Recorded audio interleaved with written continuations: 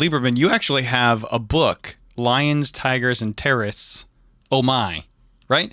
And I think it's, if I'm not mistaken, it's actually about having a conversation from the perspective of a psychiatrist, having a conversation with children about some of the really difficult things we face in the world today. Can you talk about that? Because as the world gets darker and darker, I think we almost all need to know how to have conversations with ourselves about these things, Yes. especially with our kids. I have four kids at home. I have three of my own. Yeah, tell us about your book. Sure, you don't have to ask me twice. It's Lions and Tigers and Terrorists, oh my, how to protect your child in a time of terror.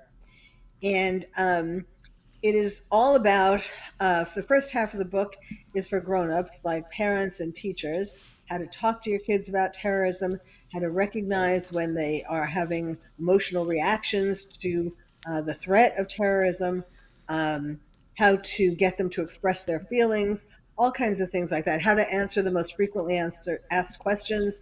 And then the second half of the book is for kids. It's a picture book. So it Hmm. starts off with what is a terrorist? And then it asks the child to draw a picture of a terrorist.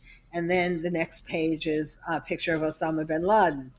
And so it goes into all the highlights of terror, from 9/11 to, so like I talk about, a terrorist is like a bully on the playground. So there's a picture of that. I go into, why do terrorists want to kill us? I talk about that when they blow up their suicide vests, that it's like having a big temper tantrum. Hmm. They're angry if we don't go along with what they believe.